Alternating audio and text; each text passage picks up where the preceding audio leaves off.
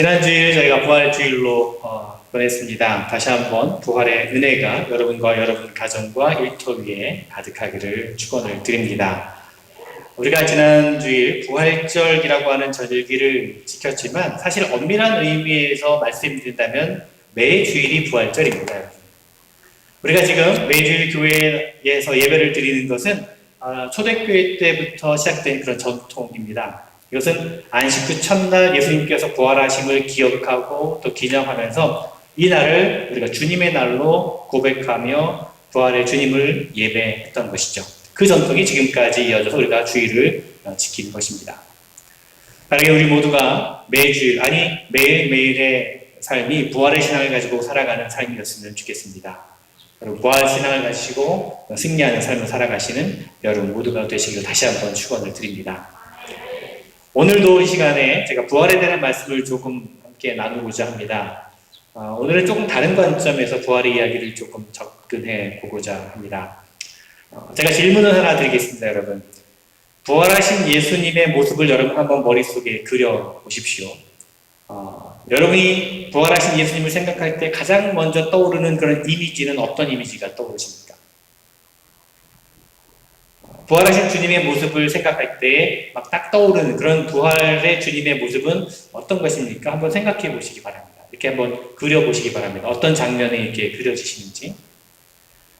아마도 여러분 대부분이 생각하는 그런 부활하신 주님의 모습은 찬란하고 눈부시게 빛나는 그런 하얀 옷을 입으신 그런 예수님의 모습일 것입니다. 뒤에는 천사들이 함께 있고 또 빛나고 영광스러운 그런 장면을 아마 여러분 다 대부분 아마 그렇게 생각하실 겁니다. 제가 그림을 하나 보여드리겠습니다. 세 가지 그림이 있죠. 다 비슷한 그런 이미지입니다. 아마 대부분 여러분이 생각하시는 부활하신 주님의 모습은 이런 이미지가 아닐까 생각을 합니다. 저도 오랜 동안 부활의 주님을 생각하면 이런 이미지들을 항상 떠올렸습니다. 그런데 사실 이런 이미지들은 대부분 유명한 화가들에 의해서 그려진 그림들에서 이제 비롯된 것입니다. 특히 이제 유럽의 이제 오래된 그런 성당에 벽화로 그려진 그런 그림들이 대부분입니다. 우리 머릿속에서 떠올려지는 부활하신 주님의 그 이미지는 대부분 이런 그림들로부터 비롯되었다라고 하는 것입니다. 그런데 여러분, 우리가 성경을 잘 읽어보면 성경에서 알려주고 있는 부활하신 주님의 모습은 이런 것이 아닙니다. 또 다른 그림 하나 보여드리겠습니다. 자, 이 그림은 1600년대 활동했던 이탈리아 화가 카르바지오라고 하는 사람이 그린 그림입니다. 혹시 여러분 이 그림이 무슨 그림이신지 짐작하시겠습니까? 예? 최후의 만찬? 예, 그 비슷할 수도 있겠네요. 예. 그림의 제목이 Supper at Emmaus, 그러니까 엠마오에서의 저녁 식사라고 하는 제목입니다. 그래서 이 그림은 오늘 우리가 읽은 본문의 일부분을 그림으로 그린 것입니다. 가운데 앉아 계신 분이 부활하신 주님입니다. 근데 우리가 이런 배경을 듣기 전에, 우리가 이런 배경적인 설명을 전혀 듣지 않은 상황에서 이 그림을 본다면 이 그림은 부활하신 주님의 모습이라고 여러분 볼 수 있었겠습니까? 아마도 전혀 다른 그림으로 생각했었을 것입니다. 자, 우리가 복음서에서 부활하신 주님의 모습을 보면 한 가지 공통적인 사실을 알게 되는데요. 그것은 바로 부활하신 주님이 낯선 자의 모습으로 나타나셨다는 것입니다. 안식 후 첫날 무덤을 처음 찾아갔던 여인들도 또 제자들도 예수님을 한눈에 알아채지 못했습니다. 마리아는 동산직인 줄 알았습니다. 부활의 주님은 이렇게 누구나 쉽게 알아볼 수 있는 모습으로 나타나는 것이 아니라 낯선 자의 모습으로 찾아오셨다는 것입니다. 그래서 제자들은 부활하신 주님을 만났을 때 처음에는 그분이 정말로 예수님인지 알아채지 못했던 것입니다. 다시 말하면 부활하신 예수님은 화려하게 빛나는 옷을 입고 금빛 찬란한 모습으로 나타나신 것이 아니라 아무도 모르는, 누구도 알아볼 수 없는 그저 평범한 낯선 자의 모습으로 나타나셨다는 것입니다. 사실 예수님께서 이 땅에 처음 오실 때도 그랬죠. 처음 오실 때 베들레헴의 말구 위에 아무도 모르게 오셨던 것처럼 부활하신 주님의 모습은 그렇게 낯선 모습으로 나타나신 것입니다. 때로는 동산지기로, 때로는 길을 가는 나그네 동행자로 나타나신 것입니다. 만약에 부활하신 주님이 정말 찬란한 모습으로 눈부신 광채로 빛을 나시면서 나타나셨다면 더 많은 사람들이 그분을 알아보았을 것이고 더 많은 사람들이 부활하신 주님을 확실히 믿었을 것입니다. 그렇겠죠? 특히 요즘 같은 시대에, 요즘 같은 SNS 시대에 그런 찬란한 모습으로 예수님께서 나타나셨다면 카톡으로, 페이스북으로, 인스타그램으로, 트위터로 순식간에 온 세상 사람들이 알았을 것입니다. 전도는 저절로 되는 거겠죠. 그런데 부활하신 주님께서는 우리가 그렇게 쉽게 알아볼 수 있는 화려한 모습으로, 눈에 띄는 모습으로 오시지 않았습니다. 바로 이분이 부활하신 주님이구나 하며 쉽게 보여지는 것이 아니라 한참을 들여다보아야만 알아볼 수 있는 그런 낯선 모습으로, 오랜 동안 동행하고 이야기를 나누어 보아야만 깨달을 수 있는 그런 모습으로, 함께 식탁에 앉아서 식사를 해야만 알아볼 수 있는 그런 모습으로 나타나셨다는 것입니다. 디베라 바닷가에 고기를 잡는 제자들에게 나타나셨던 것처럼, 그리고 오늘 본문에서 엠마오를 향하는 두 제자에게 나타나셨던 것처럼 낯선 자의 모습으로 부활하신 주님이 오셨다는 것입니다. 우리의 상상과 우리의 기대와는 달리 부활하신 주님은 늘 우리의 곁에서 지극히 평범한 모습으로 우리에게 찾아오신다는 사실을 우리는 발견할 수가 있습니다. 오늘 우리가 읽은 본문은 엠마오를 향하는 두 제자의 이야기입니다. 이 이야기는 우리가 너무나 잘 알고 있고 또 많이 들어왔던 말씀입니다. 이 말씀은 복음서에서 예수님의 부활하신 모습을 나타내는 이야기들 가운데 가장 긴 이야기이고 또 그리고 문학적으로 아주 잘 짜여진 한편의 드라마와 같은 그런 이야기입니다. 안식일이 지난 다음 날 예수님의 제자들과 함께 있었던 사람들 가운데 두 사람이 예루살렘을 떠나서 엠마오라고 하는 마을로 가고 있었습니다. 아마도 모든 것을 다 정리하고 포기하고 고향으로 돌아가려는 것 같습니다. 이 두 제자 중에 한 사람의 이름이 글로바라고 하는 것을 제외하고는 이들에 관한 구체적인 소개 내용이 기록되어 있지 않습니다. 우리가 짐작할 수 있는 것은 이들이 비록 12제자들 가운데는 들어있지 않았지만 한때 예수님을 따랐던 무리들 가운데 핵심 인물들이었을 것이다 라고 하는 추측입니다. 그들이 갈릴리로부터 예루살렘에 이르기까지 예수님의 사역 때문에 따라온 사람들입니다. 그들은 예수님을 통하여 무엇인가 얻으려고 그들의 삶을 전적으로 예수님께 맡겼고 예수님의 능력과 그 한없는 사랑에 빠졌던 사람들이었습니다. 그러나 지금 그들은 예수님의 죽으심으로 말미암아 받은 그 충격 가운데 있는 것을 우리가 볼 수 있습니다. 아니, 예수님이 정말로 이스라엘을 구원하여 줄 메시아인 줄 알았는데, 그래서 그를 따라다녔는데, 그런데 그 예수님이 그렇게 힘이 없이 십자가에서 죽임을 당하시다니 이해가 안 되는 겁니다. 심한 패배감과 절망과 두려움과 떨림이 그들 가운데 있었습니다.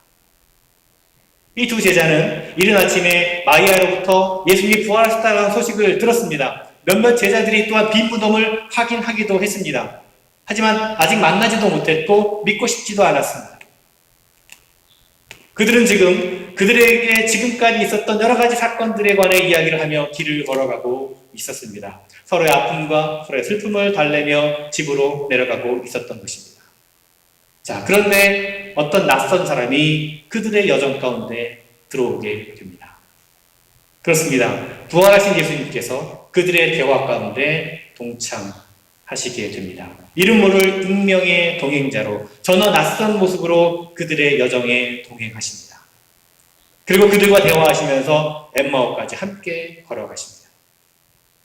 그런데 이상한 것은 이 두 제자는 지금 부활하신 예수님을 전혀 알아보고 있지 못하다는 거죠. 마치 눈뜬 장님처럼 그들은 부활하신 예수님을 바로 옆에서 보고도 알아채지 못하고 있습니다. 분명 그들은 바로 며칠 전까지도 예수님과 함께 동행했던 제자들인데 예수님이 부활하신 모습을 보고도 그분이 예수님인지를 모르고 있는 겁니다. 오늘 본문의 16절에는 그들의 눈이 가리워져서라고 표현되어 있습니다. 무엇인가가 그들의 눈을 가리워서 그들이 부활하신 주님을 알아볼 수 없게 만든 것입니다. 그것은 아마도 아직도 그들을 사로잡고 있는 두려움과 절망과 의심과 무지함과 불신함 때문이었을 것입니다. 그리고 부활하신 주님을 본다라고 하는 것은 어쩌면 우리의 시각적인 어떤 인식의 문제 그 이상일 것인지도 모릅니다. 마음의 준비가 없으면 믿을 수 없고 믿음이 없는 눈은 눈뜬 장님과도 같은 것이죠. 예수님께서 부활하시고 승천하신 지 15년이 지난 뒤에 사도 바울은 내가 부활한 주님을 만났다라고 고백하고 있습니다. 그렇게 고백하고 있는 것은 주님을 보고 시각적으로 보고 만난 것이 아니라 믿음의 눈을 가지고 보고 만나는 것임을 우리는 알 수 있습니다. 자, 지금 이 두 제자들은 바로 그들 옆에서 그들과 함께 계시는 주님을 알아보지 못하고 있습니다. 여러분, 우리의 모습은 어떻습니까? 우리의 불신앙이나 우리의 의심이나 우리의 두려움, 교만함, 그리고 무지함 때문에 부활하셔서 지금도 우리와 함께 우리 곁에서 계시는 우리와 동행하시는 예수님을 바라보고 있지 못하고 있지 않습니까? 엠마오로 가는 두 제자는 목적지인 엠마오에 다다를 때까지도 그 낯선 동행자가 누구인지를 깨닫지를 못합니다. 그렇게 대화를 나누는 동안에 그들이 이제 목적지에 다다르게 됩니다. 낯선 동행자로 오신 예수님은 두 사람과 작별을 하고 가던 길을 계속 가시려고 합니다. 이 두 제자는 하룻밤을 묵어가라고 청하지요. 그 청을 받아들인 예수님은 제자들과 함께 집으로 들어가십니다. 이제 식사 시간이 되어서 식탁에 앉자 주님은 식탁에 놓인 빵을 들어 축복하시고 제자들에게 떼어주십니다. 여기까지는 아무런 문제가 없습니다. 아주 아름다운 낭만적인 이야기를 읽는 것 같습니다. 그런데 문제는 그 다음에 나옵니다. 그 낯선 사람이 빵을 들어 축사하시고 떼어서 제자들에게 주시자 그들의 눈이 밝아져 예수를 알아보았다라고 말씀하고 있습니다. 십자가에 달려서 죽임을 당하신 예수님, 무덤에 장사되어 사흘째가 되신 예수님, 바로 그 예수님이 그들 앞에 앉아 계신 겁니다. 아, 이분이 바로 십자가에 달리셨던 그분이구나 깨닫게 되는 것입니다. 아주 극적인 변화가 일어나는 것이죠. 그제야 그들의 눈을 가리고 있었던 모든 것이 사라지고 주님을 알아보게 되고 만나게 되고 그들의 삶이 새롭게 열리게 되었습니다. 이제야 그들의 원한과 슬픔과 의심과 두려움이 사라지게 된 것입니다. 자, 그런데 더 황당한 이야기가 있습니다. 이 두 제자들이 부활하신 주님을 알아보자마자 어떤 일이 일어났습니까? 오늘 말씀해 보니까 31절에 보면 예수는 그들에게 보이지 아니하시는지라 그럽니다. 무슨 말입니까?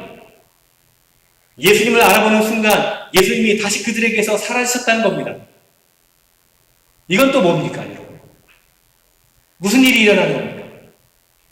함께 길을 걷고 대화를 나누었고 식사까지 나누었던 그 사람이 부활의 주님이 갑자기 온데간데 없이 사라져버린 겁니다. 자, 그렇다면 이 두 제자가 만났던 그 사람은 진짜 부활하신 주님이 맞습니까? 혹 가짜입니까? 백주대낮에 꿈을 꾼 겁니까? 위령도 아니고 실제 사람도 아니고 도대체 무엇이란 말입니까? 그런데 여러분, 가만 보면 복음서에 기록된 예수님의 부활의 이야기들은 모두 이와 비슷합니다. 어느 하나 손에 꽉 잡히는 것이 없습니다. 알쏭달쏭합니다. 예수님께서 돌아가신 때로부터 사흘째 되는 날 그분에게 어떤 사건이 일어나는 것은 분명해 보이는데 그것이 어떤 것인지 알 길이 없습니다. 부활하신 예수님은 제자들이 문을 꼭꼭 걸어 잠그고 있었던 그 한가운데 갑자기 나타났다가 또 갑자기 사라져 버리기도 하십니다. 제자들과 함께 음식을 먹기도 하지만 우리의 몸과 같은 것이 아님이 분명합니다. 부활하신 주님을 만났다는 사람들의 이야기도 알듯 말듯합니다. 그분을 만난 사람도 자신이 경험한 것이 무엇인지 혼란스러워합니다. 그가 본 것이 유령인지 실체인지 구분이 잘 되지 않습니다. 도대체 확인할 수 있는 것이 하나도 없어 보입니다. 하지만 여러분, 이것이 영적 세계의 속성이라는 것을 여러분 아십니까? 물질 세계에 살고 있는 우리에게 영적인 세계는 완전히 손에 쥘 수 없는 대상이라는 것을 우리는 잘 알고 있습니다. 그 세계를 경험할 수는 있지만 잡을 수는 없는 것 아니겠습니까? 영적인 세계를 볼 수는 있지만 사진을 찍어둘 수는 없는 것 아니겠습니까? 하나님의 음성을 들을 수는 있지만 녹음해둘 수는 없는 것 아니겠습니까? 그 영적인 세계는 우리가 사는 물질 세계를 넘어서는 세계이기 때문에 그렇습니다. 여러분, 부활이 무엇입니까? 그것은 육신을 입고 물질 세계 안으로 들어오셨던 예수님께서 죽음에까지 이르셨다가 영적인 세계로 건너가신 사건입니다. 부활은 죽으셨던 예수님이 과거로 뒷걸음질 친 것이 아니라 앞으로 전진해 가신 사건입니다. 이 물질 세계에서는 우리가 나아갈 수 있는 종착점이 죽음입니다. 죽음이 최종 종착점이 됩니다. 죽음으로부터 더 나아갈 길은 없습니다. 하지만 예수님은 거기서 한 걸음 더 나아가셨다는 것입니다. 물질의 세계를 뚫고 영적인 세계로 나아가신 것입니다. 그렇기 때문에 부활의 이야기들이 모두 우리에게 알쏭달쏭하게 들려지고 보여지는 것입니다. 부활하신 주님을 만났다는 이야기들이 모두 꾸며낸 이야기처럼 그렇게 보입니다. 거짓말 같습니다. 누군가가 오늘 읽은 누가복음의 이야기를 두고서 허무맹랑한 이야기라고 말하면 우리로서는 반박할 말이 별로 없습니다. 엠마오로 가는 길에서 제자들에게 나타났던 그 낯선 사람이 부활하신 예수님이었다라고 한 사실을 입증할 만한 충분한 과학적인 근거와 자료가 우리에게는 없습니다. 그러나 여러분, 그러나 한 가지. 그 낯선 동행자가 진실로 부활하신 예수님이었다라고 하는 사실을 짐작하게 하는 단서가 하나 있습니다. 클루가 있습니다. 오늘 보면 32절이 바로 그 단서가 나옵니다. 여러분 상상해 보십시오. 두 제자 앞에서 그 낯선 동행자가 부활하신 주님이라는 것을 깨닫게 되는 그 순간 다시 호련히 사라졌을 때 그들이 어떤 느낌이었을까요? 이 이야기를 읽는 우리보다 더 당황하게 느껴지지 않았겠습니까? 꿈인지 실제인지 분간이 되지 않았을 것입니다. 그들도 그들 자신에게 일어난 일이 정말 진짜인지 가짜인지 확인하고 싶었을 것입니다. 두 사람은 그것을 알기 위해 여러 가지를 따져보았을 것입니다. 그러는 가운데 그들의 마음에 잡히는 것이 하나 있었습니다. 32절입니다. 그들이 서로 말하되 길에서 우리에게 말씀하시고 우리에게 성경을 풀어주실 때 우리 속에서 마음이 뜨겁지 아니하더냐. 그들에게 나타났다가 사라진 그 낯선 동행자가 부활하신 예수님이신지 아닌지 유령인지 아닌지 과학적으로 조사할 길은 없습니다. 과학적으로 따져서 증명할 길은 없습니다. 그렇지만 그 두 제자는 그 낯선 동행자와 함께 있는 동안에 그들의 마음에 어떤 변화가 일어났다는 것을 깨닫게 된 것입니다. 그분의 말씀을 듣는 동안 절망이 희망으로 바뀌고 불신이 믿음으로 바뀌고 마음의 어둠이 사라지게 되고 환한 빛이 비쳤습니다. 차갑게 식어졌던 마음이 다시 뜨겁게 달아오르게 되었습니다. 그들은 자신들이 겪은 그 마음의 변화가 단순히 심리적인 현상으로 일어날 수 없는 것임을 알았습니다. 어떤 유형이나 어떤 환상을 보는 것으로 그런 변화가 일어날 수 없다는 것을 분명히 알았습니다. 그런 변화는 오직 주님을 만남으로만 일어날 수 있는 것임을 그들은 발견했습니다. 그때 그들은 비로소 그들에게 나타났던 분이 바로 부활하신 예수님이라는 것을 믿을 수 있게 된 것입니다. 그렇습니다, 여러분. 바로 이것입니다. 예수님이 정말로 부활하셨는지에 대해 우리가 논리적으로 어떤 과학적으로 확인할 방법은 없습니다. 하지만 그분이 우리 마음 가운데 남긴 자취를 보면 분명하게 우리는 알 수 있습니다. 부활하신 주님께서 나를 만지시는 것인지 내가 아니면 심리적인 착각을 하고 있는 것인지 우리는 분별할 수 있습니다. 내 마음에 진정 뜨거운 변화가 일어났다면 그것은 진짜입니다. 그 변화가 우리에게 있다면 우리는 마음 놓고 내가 주님을 만났다라고 말할 수 있고 그렇다면 우리도 예수님의 제자들처럼 십자가에서 돌아가신 예수님은 지금도 살아계시다라고 증언할 수 있게 되는 것입니다. 여러분, 예수 그리스도 그분은 지금도 살아 계십니다. 지금 우리가 알고 있는 지식과 우리가 알고 있는 과학적인 사고로는 부활이 무엇이고 부활하신 주님이 어떤 상태에 있었는지를 이해할 수도 없고 판단할 수도 없습니다. 하지만 십자가에 못 박혀 죽으셨던 그분, 무덤에 장사되었던 그분이 지금도 살아서 역사하고 계시다는 것만큼은 분명합니다. 무슨 근거로 우리가 그렇게 말할 수 있습니까? 엠마오로 갔던 두 제자의 마음 가운데 남겨진 그 흔적이 근거입니다. 우리 마음속에 주님으로 만남으로 말미암아 일어난 마음의 변화와 우리 삶에 일어난 변화가 바로 그 근거입니다. 여러분 마음속에 주님을 만남으로 가졌던 그 뜨거운 경험이 여러분 있으시지 않습니까? 우리 마음속에 주님을 만남으로 느꼈던 그 따스한 사랑이 여러분 있지 않습니까? 우리 마음속에 주님이 주신 참 평안과 소망이 있지 않습니까? 그것이 바로 증거가 된다는 것입니다. 그것이 바로 지금도 살아계시는 부활하신 주님의 증거가 되는 것입니다.